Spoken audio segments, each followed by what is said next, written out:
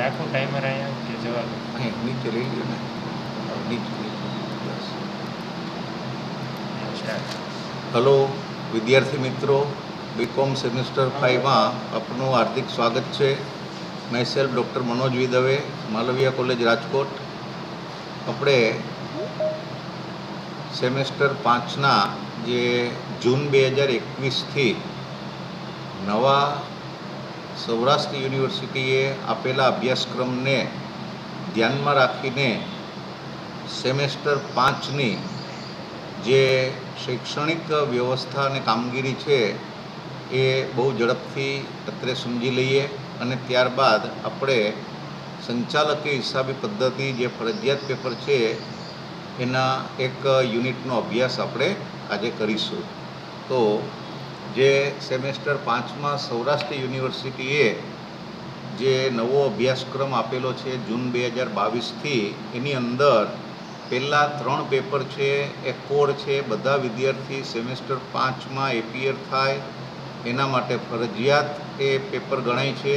એના નામ છે English language paper number 5, Indian economy paper number 1, business mathematics અને સ્ટેટિસ્ટિક્સ જેને આપણે આંકડાશાસ્ત્ર કહીએ છીએ એ. આ 3 વિષય ફરજિયાત છે. ત્યાર પછી ઓડિટિંગ અને કોર્પોરેટ ગવર્નન્સ આપણે એ ઓપ્શન આપેલો છે.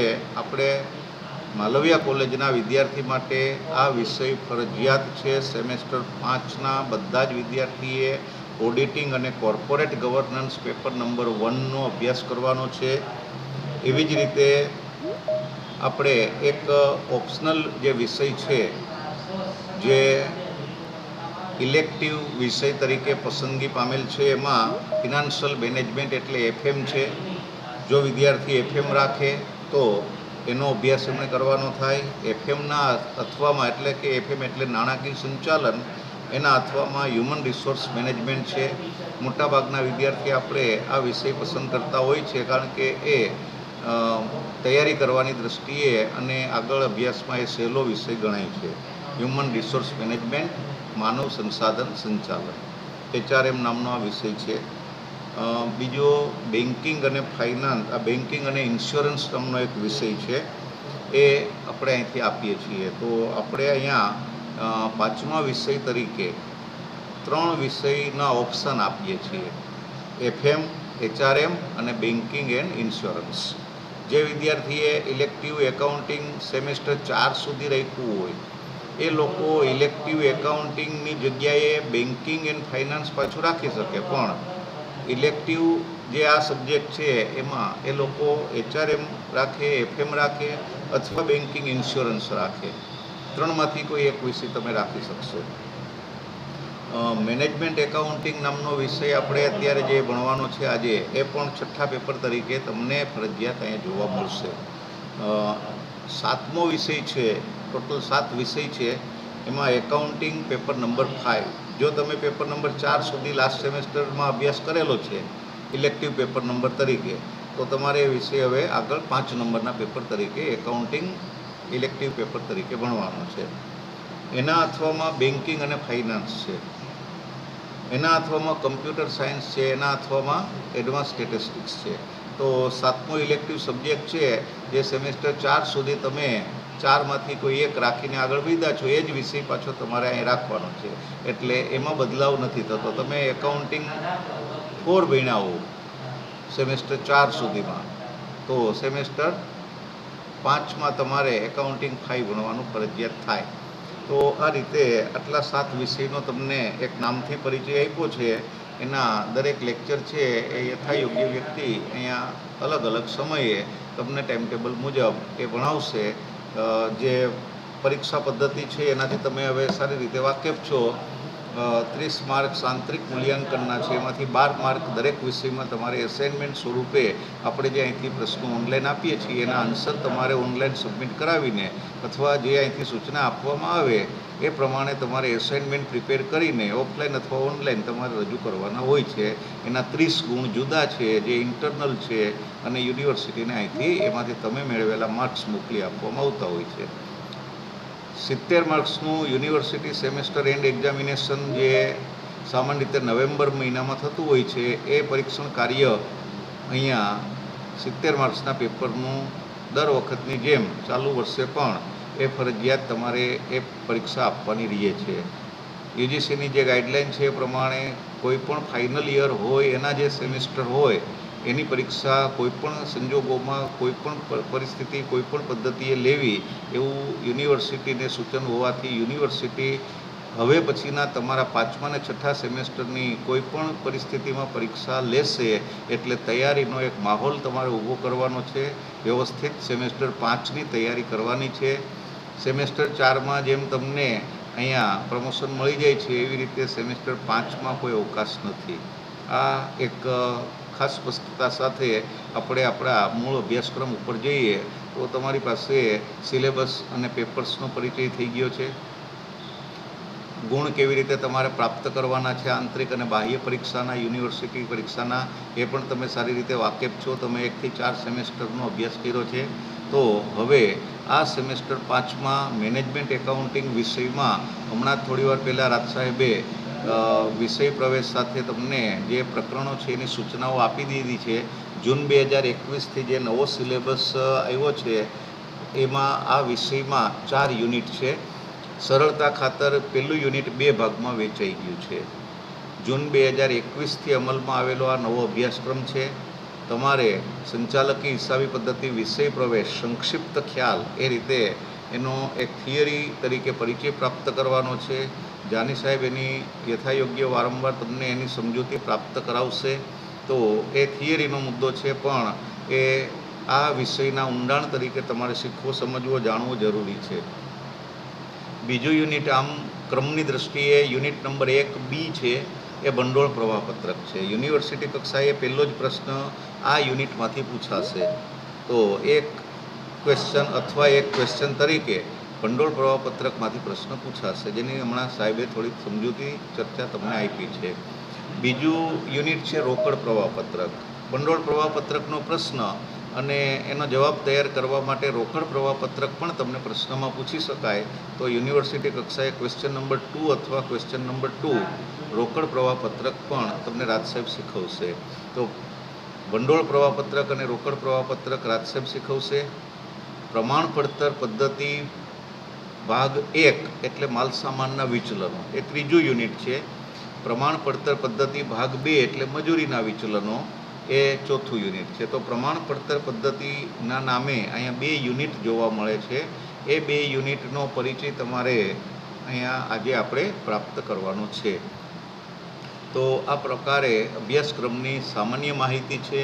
હવે આપણે જે સંચાલકી હિસાબી પદ્ધતિ છે એના અનુસંધાને જે મુદ્દાઓ સ્પષ્ટ કરવાના છે એનો પ્રાથમિક પરિચય મેળવીએ.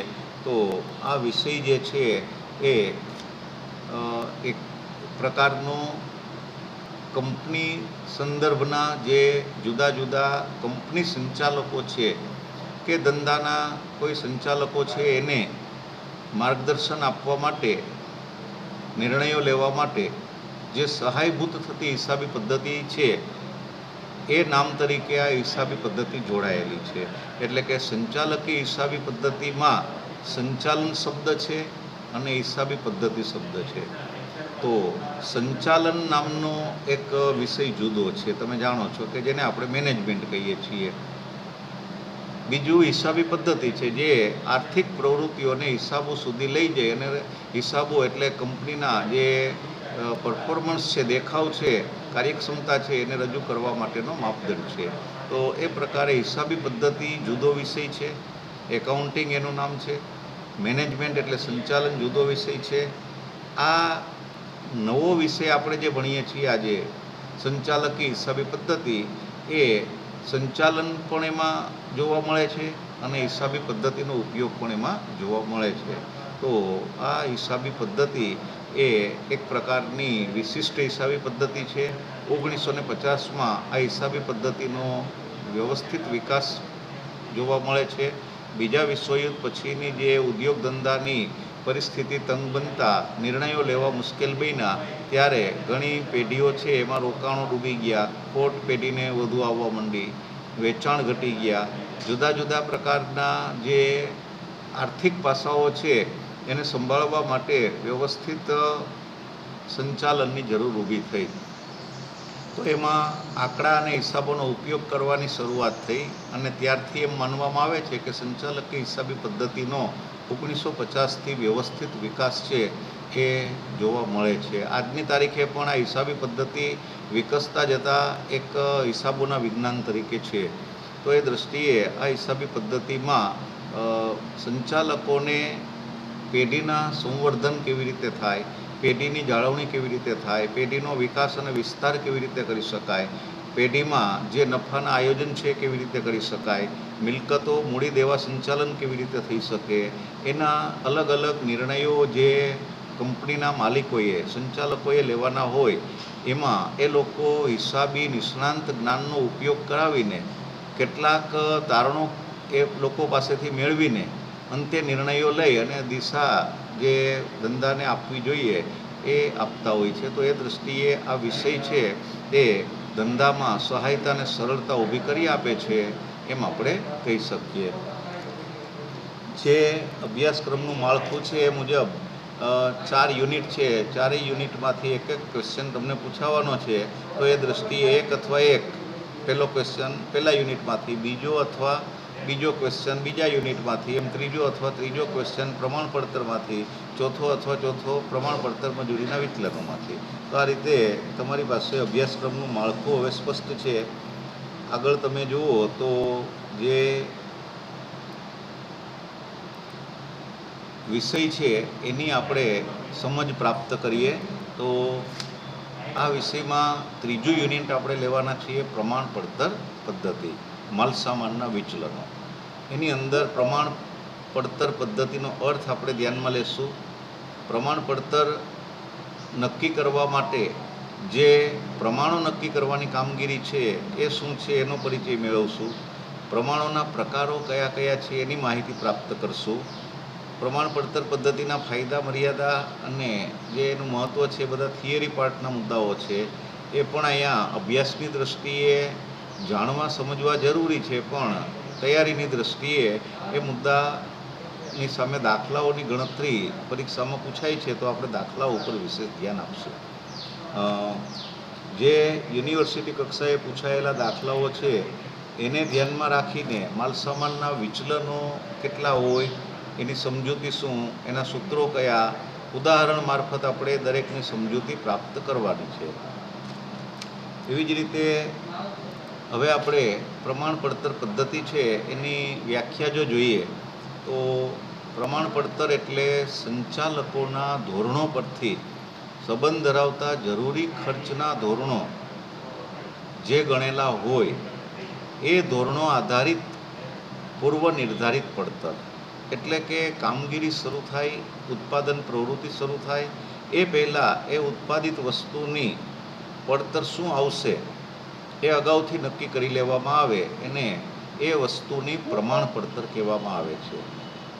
વસ્તુ બને અને એ વસ્તુનો હિસાબ પડતર પદ્ધતિએ લખાય. તમે જેમ એકમ પડતર શીખી ગયા તો એકમ પડતર પદ્ધતિથી તમે એક વસ્તુ બનાવવાનો એકમ દીઠ ખર્ચ ધ્યાનમાં લીધો અને એની ગણતરી પણ સમજ્યા કે 5000 એકમ બનાવવાના છે તો 5000 એકમની કુલ પડતર અને એક એકમની એકમ દીઠ પડતર કેટલી. તો અહીંયા આવી પડતર છે એ તમે ખરેખર ઉત્પાદન પ્રવૃત્તિ પૂર્ણ કરીને પછી એનો પડતરના હિસાબોના સિદ્ધાંતોનો ઉપયોગ કરીને એની પડતર જાણો ત્યારે તમને એ વસ્તુની ખરેખર પડતર જાણવા મળે. તો પ્રમાણપડતર એટલે ઉત્પાદન પૂર્વે શરૂ થતી કાગળ ઉપરની પડતર અને ખરેખર પડતર એટલે ઉત્પાદન પૂર્ણ થયા પછી હિસાબો પડતરના આધારિત જે તૈયાર કરવામાં આવે એના આધારે એ વસ્તુની ઉદ્ભવેલી ખરેખર પડતર. તો પૂર્વ નિર્ધારિત પડતર અંદાજિત પડતર છે, ખરેખર પડતર વાસ્તવિક પડતર બને છે. તમે વાસ્તવિકતાને બદલી શકતા નથી.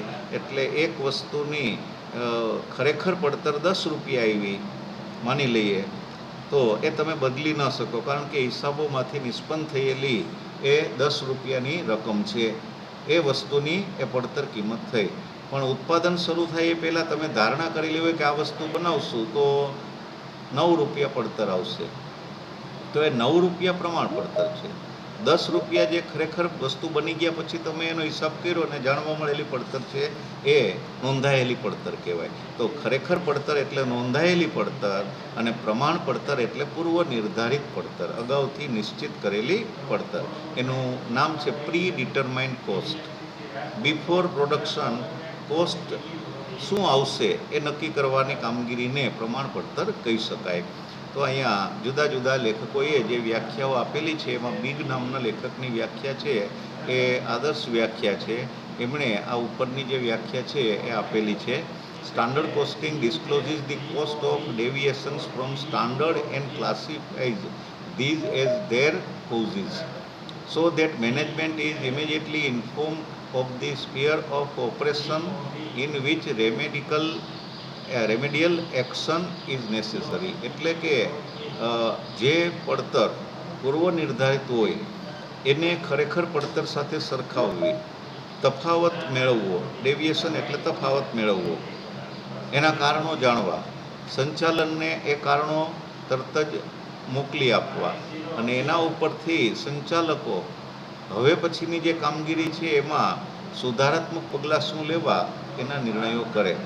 તો માની લ્યો પ્રમાણ પડતર કોઈ એક વસ્તુની ₹10 અગાઉથી નક્કી કરી, એનું નામ આપ્યું સ્ટાન્ડર્ડ કોસ્ટ ₹8 અને ખરેખર પડતર એ વસ્તુ બનાવીને જ્યારે માપવામાં આવી ત્યારે એ ₹11 આવી. તો ₹3 ડિફરન્સ આવ્યો.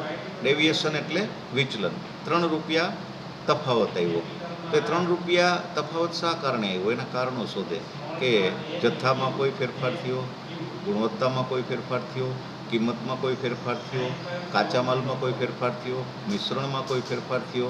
₹3 વધી શા માટે ગયા? ₹8 આવવા જોઈએ અને ₹11 એ પડતર આવી, તો ₹3 વધવાના કારણો કયા? એ કારણોને શોધવામાં આવે અને એ સંચાલકો સુધી પહોંચાડવામાં આવે. એની સાથે સાથે એ કારણો જે ઉદ્ભવ્યા છે એના ઉકેલના માર્ગ પણ સૂચવવામાં આવે. એટલે કે સજેસ્ટિવ જે અહીંયા પ્રોસેસ છે એ પણ સજેશન આપીને સંચાલકોને માહિતગાર કરવામાં આવે કે આ ₹3 વધુ આવવા પાછળનું કારણ આ છે. તો આ પ્રકારની જે સિસ્ટમ છે એને સ્ટાન્ડર્ડ કોસ્ટિંગ સિસ્ટમ કહેવામાં આવે છે. એ દરેક ધંધાકીય એકમમાં એક અલગ અલાયદા વિભાગ તરીકે હોય છે. એનું કામ પ્રમાણ પડતર અને ખરેખર પડતરની દરેક તબક્કે પ્રાથમિક પડતરની તુલનાએ માલસામાન અને મજૂરી છે. તો એ તુલનાએ માલસામાનના વિચલનો, મજૂરીના વિચલનો કેવી રીતે ઉદ્ભવે એની શોધ કરીને એની ગણતરી કરીને મૂકવામાં આવે છે. આપણે આ જે ચેપ્ટર છે એની અંદર માલસામાનના વિચલનો વિશેનો અભ્યાસ કરવાનો છે. એટલે પ્રમાણ પડતર પદ્ધતિ અનુસાર માલસામાનના વિચલનો કયા કયા હોઈ શકે? તો એ આપણે જો જોઈએ તો માલસામાનના વિચલનો માટે માલસામાનના પ્રમાણો જાણવા જરૂરી છે. તો માલસામાનના પ્રમાણો કયા કયા, એના પ્રકાર કયા કયા? તો એને આપણે પ્રમાણના પ્રકાર તરીકે લેશું. ખાસ કરીને એકમ દીઠ કિંમત એટલે પ્રમાણ ભાવ, પ્રમાણ કિંમત. 1 નંગ કાચો માલ ખરીદીએ કે 1 કિલો કાચો માલ ખરીદીએ તો શું કિંમત હોવી જોઈએ? ખરીદવામાં આવતો નથી માલ, પણ ખરીદવામાં આવશે તો શું કિંમત ચૂકવશું? એનું નામ પ્રમાણ કિંમત અથવા પ્રમાણ ભાવ, કાચા માલનો પ્રમાણ ભાવ અથવા પ્રમાણ કિંમત. એવી જ રીતે કોઈ વસ્તુ બનાવવી છે તો કાચા માલનો જથ્થો 1 એકમ બનાવવું છે તો કેટલા કિલોગ્રામ જોશે, કેટલા નંગ જોશે, કેટલા એકમ જોશે? તો એ જથ્થાનું માપ અહીંયા અગાઉથી નિશ્ચિત કરવામાં આવે છે કે એક વસ્તુ બનાવવાની છે તો એની અંદર દાખલા તરીકે દવાની એક ટેબ્લેટ બનાવવાની છે તો ટેબ્લેટની અંદર 2-3 કેમિકલ છે તો એ કેમિકલનું મિશ્રણ, કયા કેમિકલનું મિશ્રણ કેટલું હોવું જોઈએ એનું અગાઉથી અહીંયા માપ નક્કી કરવામાં આવે. તો પ્રમાણ જથ્થો અને પ્રમાણ જથ્થાના મિશ્રણના પ્રમાણ માપ એ અહીંયા જથ્થા વિષયક માપ છે. તો 2 માપ મુખ્ય છે. એક, બહારથી ખરીદવામાં આવતા કાચા માલનો બજાર ભાવ શું હશે? બજાર ભાવ તો બદલાતો રહે છે, પણ અગાઉથી પ્રમાણ પડતર પદ્ધતિ પૂર્વાનુમાનો અને અનુભવ અને અંદાજોનો ઉપયોગ કરીને એ ભવિષ્યના પરિબળોની ગણતરી કરીને ભૂતકાળના અનુભવોનો એમાં ઉમેરો કરીને કોઈ એક વસ્તુ ખરીદવામાં આવે કાચા માલ તરીકે તો એનો પ્રમાણ ભાવ રાઉન્ડ એબાઉટ આ રહેતો હોય છે. એના આધારે એ પ્રમાણ કિંમત નક્કી કરતા હોય છે. એવી રીતે અનુભવના આધારે અને જરૂરિયાતના આધારે જે જુદા જુદા પ્રકારના નિષ્ણાંતોએ સૂચવેલી કાચા માલના જથ્થાની રકમ છે એ નક્કી કરતા હોય છે. તો એ જથ્થો કેટલો જોશે એનું પ્રમાણ જથ્થો નક્કી કરવામાં આવે. એવી જ રીતે વસ્તુ પ્રક્રિયા દરમિયાન એક પ્રક્રિયામાંથી બીજી પ્રક્રિયામાં અને પછી તૈયાર માલમાં એ પરિણમે તો કેટલોક બગાડ સામાન્ય હોય છે. તો સામાન્ય બગાડ એ કેવી રીતે નક્કી થાય? તો કે ભાઈ 100 એકમો આપણે દાખલ કરીએ કાચા માલના તો 96 એકમો તૈયાર થાય છે, તો 4 એકમનો બગાડ થયો. તો એ અનુભવ છે. તો ભૂતકાળના અનુભવ અને પરિસ્થિતિ જોઈને પ્રમાણ બગાડના જથ્થાને નક્કી કરવામાં આવે. પ્રમાણ બગાડનો જથ્થો કેટલો એ પણ અહીંયા અગાઉથી નક્કી કરવામાં આવે. એટલે કે દાખલ જથ્થો કેટલો કરવાનો છે એનું પ્રમાણ નક્કી કરવું, એ કઈ કિંમતે ખરીદવામાં આવે છે એની પ્રમાણ કિંમત નક્કી કરવી, પ્રમાણ બગાડ કેટલો થશે, પ્રમાણ જથ્થો કેટલો વેસ્ટેજ જશે એ પણ નક્કી કરવું. અને આવો બગાડ જો માર્કેટમાં વેચી શકાય એમ હોય, કેટલોક બગાડ છે એ નાખી જ દેવો પડે, કચરો કે ભંગાર તરીકે હોય, એનો ઉપયોગ કંઈ ન હોય, એ વેસ્ટેજ જ હોય. પણ કેટલોક બગાડ એવો હોય છે કે જે બજારમાં વેચી શકાતો હોય છે અન્ય ઉપયોગ માટે. તો એ વેચી શકાય એવા બગાડની જે રકમ છે એનો અંદાજ નક્કી કરવો, કારણ કે એ પ્રમાણ પડતર ઘટાડે છે. તો એ રકમ પણ અહીંયા અંદાજિત નક્કી કરવામાં આવતી હોય છે.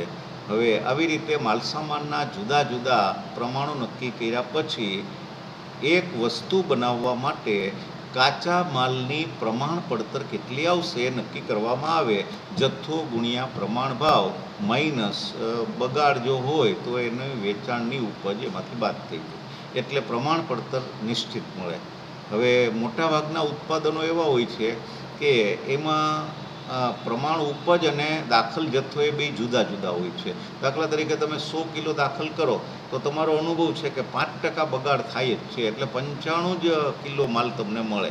100% તમે 100 કિલો દાખલ કરો, ઇનપુટ 100 કિલો કરો તો આઉટપુટ તમને 95 મળે છે. તો ઉપજનું પ્રમાણ પણ અહીંયા તમારે માલસામાનના પ્રમાણ તરીકે નક્કી કરવાનું છે.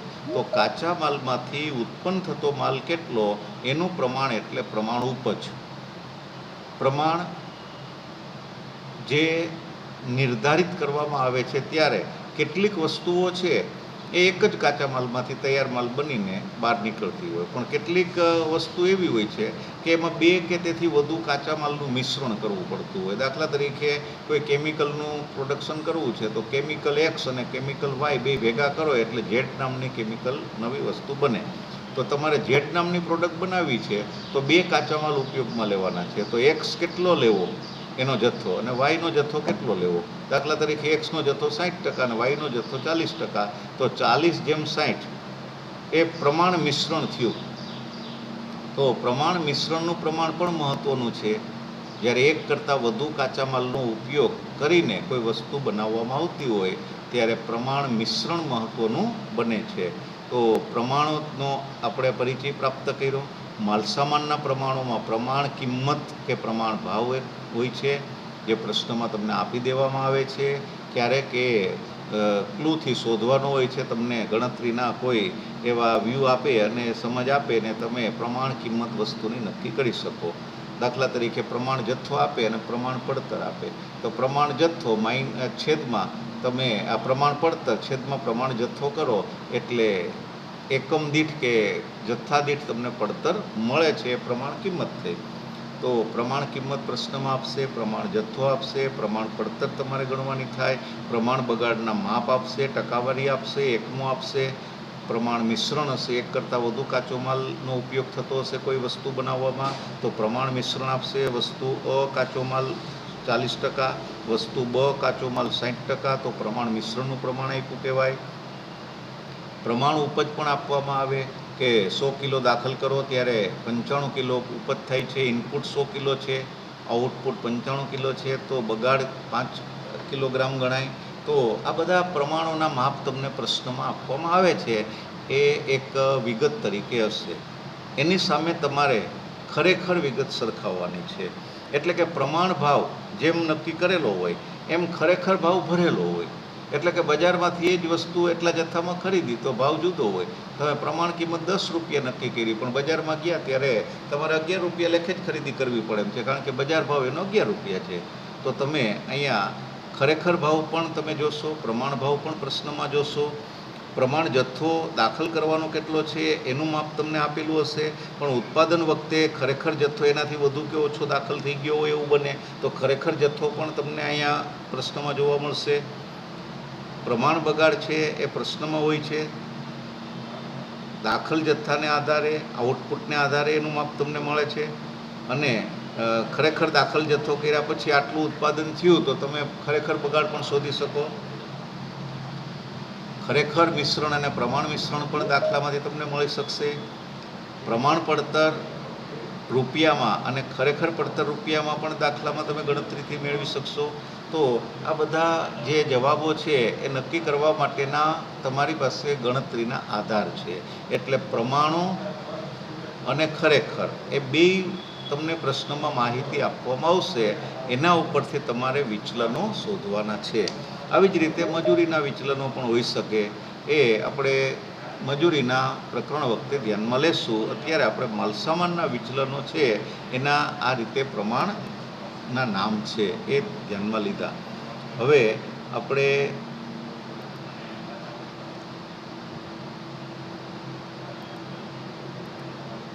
જે વિચલનો છે એ તમે સ્ક્રીન ઉપર જોઈ શકો છો. પ્રશ્નમાં તમને વિચલનો શોધવા માટે એવું કહેશે કે ઉપરની માહિતી ધ્યાનમાં લઈને નીચેના વિચલનો માલસામાનને લગતા છે એ શોધો. તો એવા 6 વિચલનના નામ છે જે તમે સ્ક્રીન ઉપર ક્રમ નંબરથી બોક્સમાં જોઈ શકો છો. એમાં લોજિકલ સંબંધ છે, એટલે બોક્સમાં એરો જે બતાવેલા છે એની સમજ પણ આપણે પ્રાપ્ત કરવાની છે.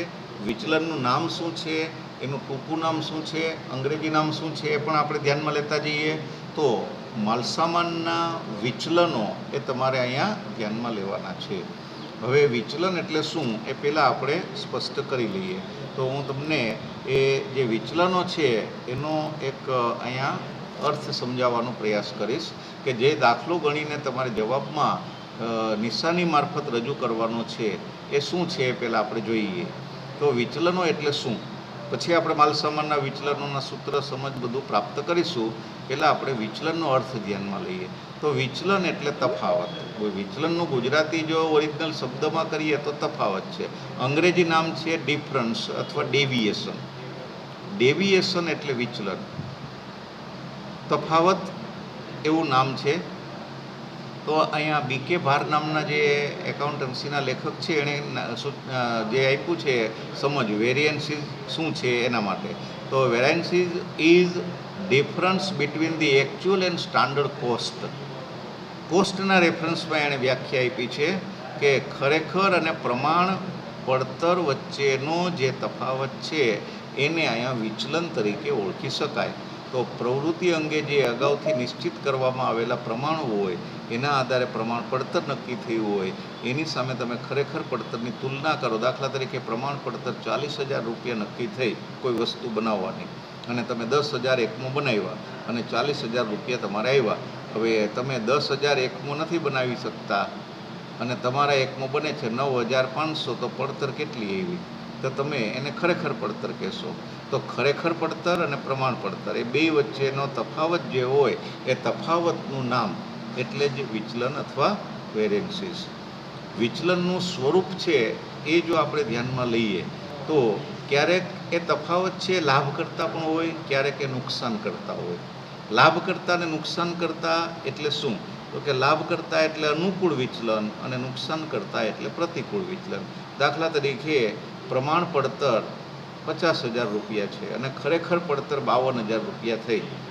તો સૂત્ર છે પ્રમાણ પડતર માઇનસ ખરેખર પડતર. પ્રમાણ પડતર પ્રમાણ પહેલાં નક્કી થઈ છે એટલે સૂત્રમાં પડતર એટલે ખર્ચનો વિચલનનો મેળવ કરવાનો હોય ત્યારે તમારે શોધવા માટે પ્રમાણ વિગત પહેલાં મૂકવાની, એમાંથી ખરેખર વિગત બાદ કરવાની. તો પ્રમાણ પડતર 50,000 માઇનસ ખરેખર પડતર 52,000, તો -2,000 આવ્યા. એ -2,000 એટલે પ્રતિકૂળ અથવા નુકસાન કરતા વિચલન. પડતર કેટલી આવવી જોઈતી હતી? 50,000, ખરેખર આવી 52,000, તો નુકસાન થયું 2,000નું, વધારાની પડતર થઈ. એને આપણે હિસાબમાં વધારાની પડતર કહીએ, પણ પ્રમાણ પડતર અનુસાર એ પડતર અહીંયા વિચલનની દૃષ્ટિએ પ્રતિકૂળ વિચલન ગણાય છે. અનુકૂળ વિચલન એટલે શું? તો એનો વિરોધાભાસી છે કે પ્રમાણ પડતર 50,000 નક્કી થઈ, પણ ખરેખર જ્યારે ઉત્પાદન થયું એના પડતરનો હિસાબ કરવામાં આવ્યો ત્યારે 49,000 રૂપિયા પડતર આવી.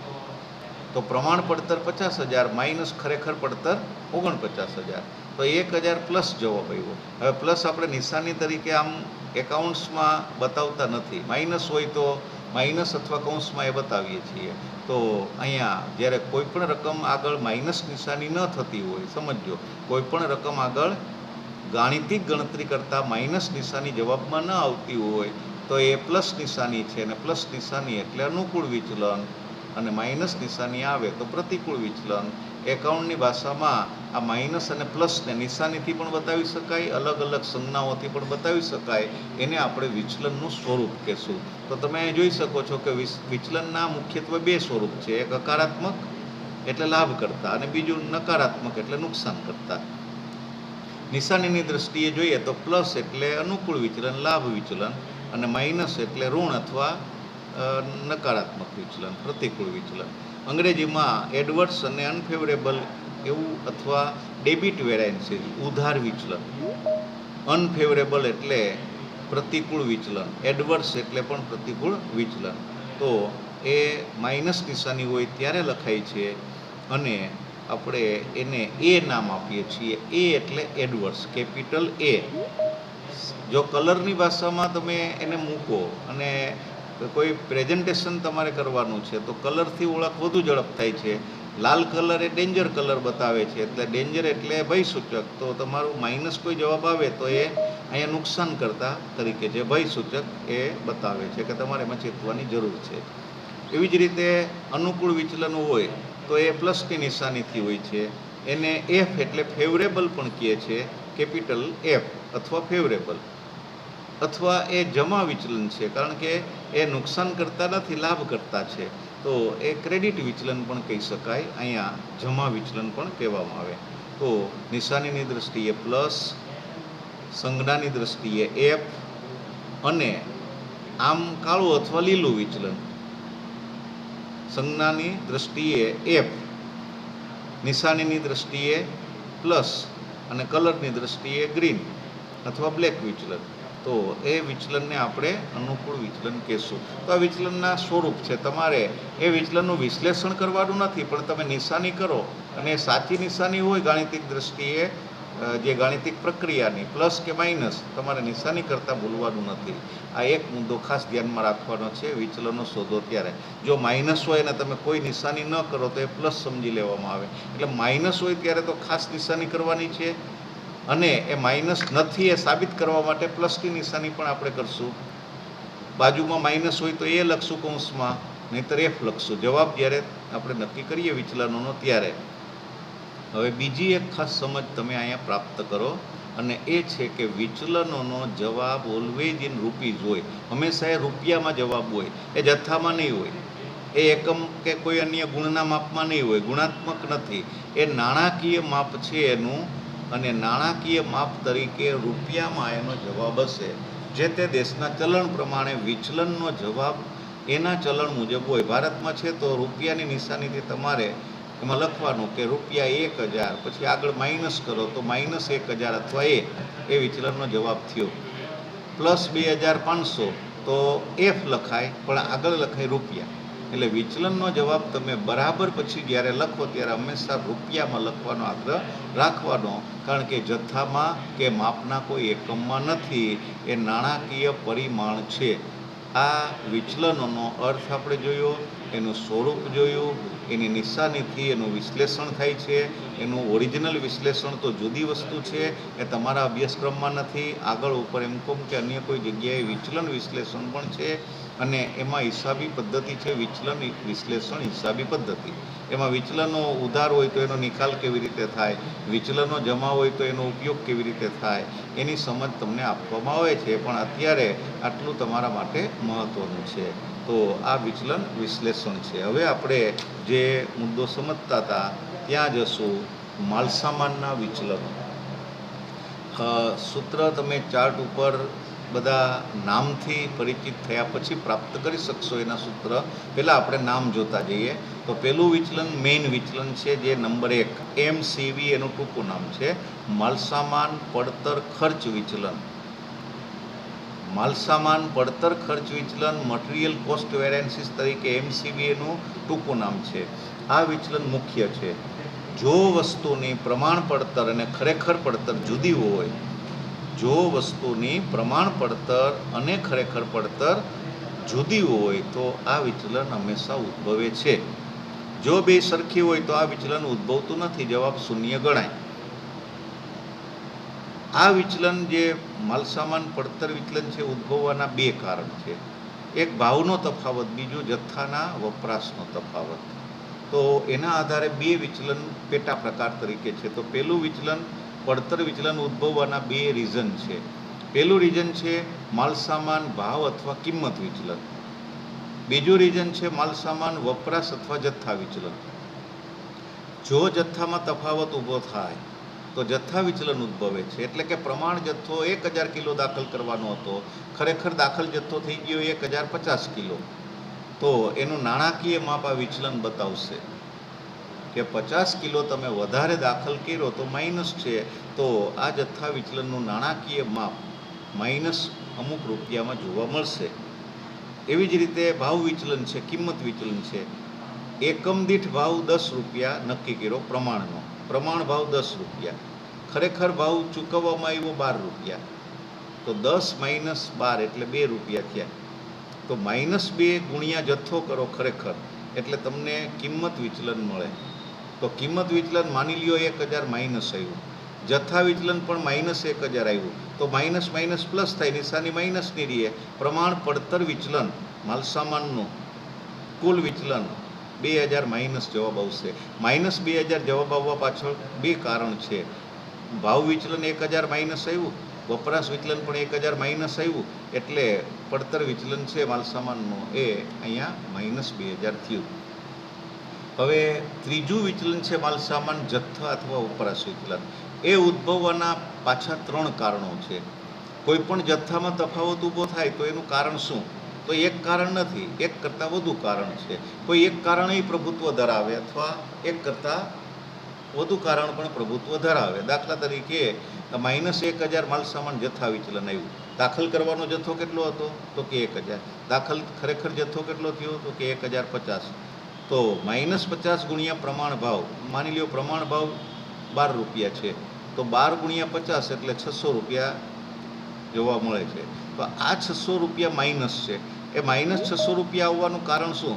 તો કે મિશ્રણના વિચલનનો તફાવત અમુક રૂપિયા એમાં હોઈ શકે.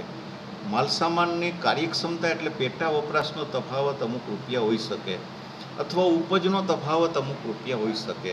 કારણ કે માલસામાનનો જથ્થો વપરાય પછી જ ઉપજ મળે છે, એટલે ઉપજ વિચલન પણ જથ્થા વિચલન ઉદ્ભવવાનું એક કારણ છે. કાર્યક્ષમતા પણ કારણ છે. જથ્થો કેટલો દાખલ કરવાનો હતો ને કેટલો દાખલ કરી દીધો, તો પેટા વપરાશ એટલે કાર્યક્ષમતાનો મુદ્દો. બીજું મિશ્રણનો તફાવત. એમાં એવું બન્યું હોય કે કાચા માલનો જથ્થો 50% દાખલ કરવાનો છે, પણ દાખલ કરતી વખતે એક 60% થઈ ગયો અને બીજો 50% થયો, તો 10% વધી ગયો. તો મિશ્રણનો તફાવત પણ અહીંયા કારણભૂત છે જથ્થાના વપરાશમાં. જથ્થાના વપરાશમાં મિશ્રણના તફાવતને લીધે મિશ્રણ વિચલન અમુક રૂપિયા આવે, કાર્યક્ષમતાને લીધે પેટા વપરાશ વિચલન અમુક રૂપિયા આવે, અથવા ઉપજ જ ઓછી થાય અને દાખલ જથ્થો જુદો જ હોય તો પણ અહીંયા જથ્થા વિચલન છે ઉદ્ભવે છે. તો જથ્થા વિચલન ઉદ્ભવવાના 3 કારણો છે. ત્રણેય કારણનો સરવાળો કરો એટલે જથ્થા વિચલન જેટલો જવાબ થાય.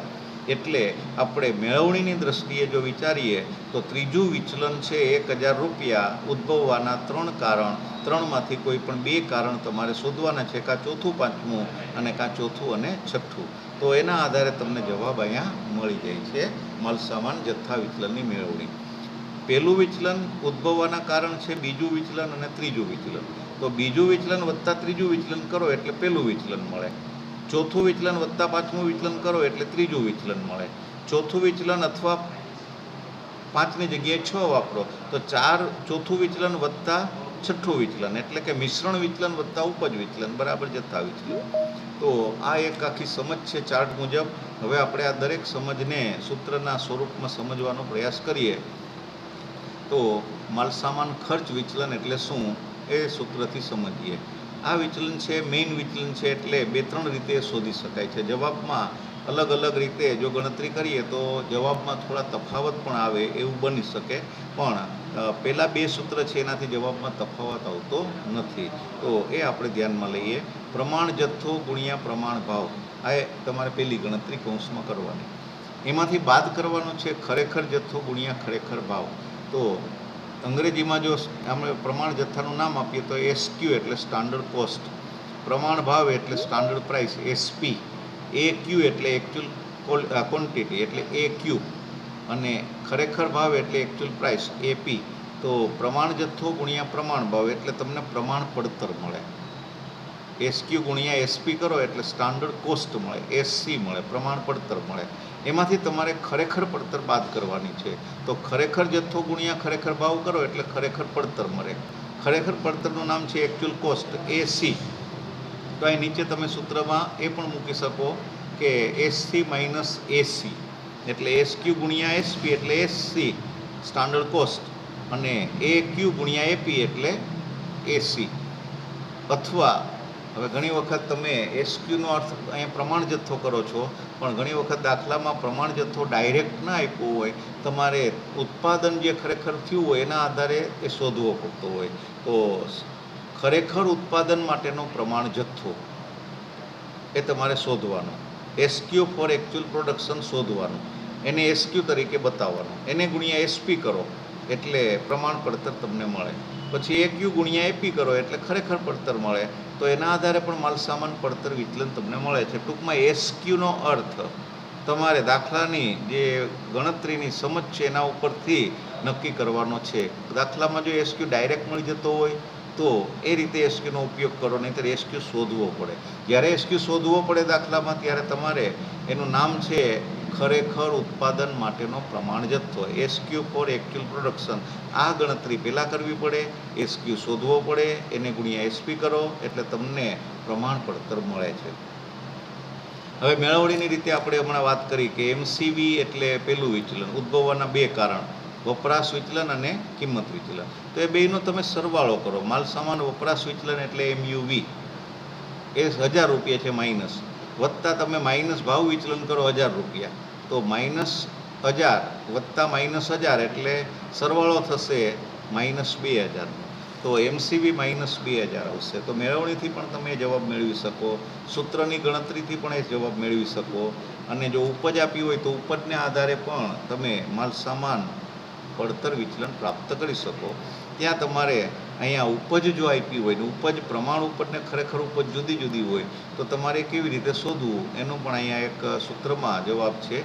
માલસામાન પડતર ખર્ચ વિચલન બરાબર ખરેખર ઉત્પાદન જથ્થો ગુણ્યા એકમ દીઠ પ્રમાણ પડતર. એકમ દીઠ પ્રમાણ પડતર પહેલાં શોધવી પડે.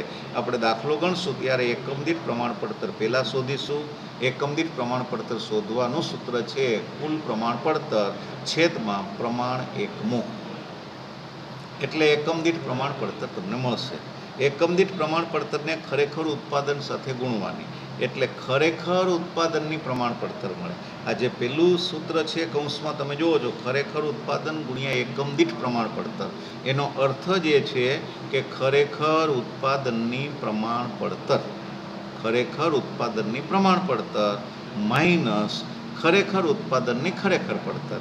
તો ખરેખર ઉત્પાદન ગુણ્યા ખરેખર પડતર કરો એટલે જવાબ મળે છે ખરેખર ઉત્પાદનની ખરેખર પડતર. ખરેખર ઉત્પાદનની ખરેખર પડતર પહેલાં તમારી સામે આવે છે હિસાબોમાંથી, એની સામે તમે સરખાવો છો ખરેખર ઉત્પાદનની પ્રમાણ પડતર. જેટલું ઉત્પાદન થયું છે એની પ્રમાણ પડતર શું હોવી જોઈએ એ પહેલાં નક્કી કરો, એમાંથી ખરેખર ઉત્પાદનની ખરેખર પડતર બાદ કરો એટલે તમને ઉપજને આધારે MCV મળે. તો પહેલાં જે જવાબ છે MCV પડતરને આધારે છે, ખર્ચને આધારે છે. બીજો જવાબ છે એ અહીંયા ઉત્પાદનને આધારે છે, ઉપજને આધારે છે.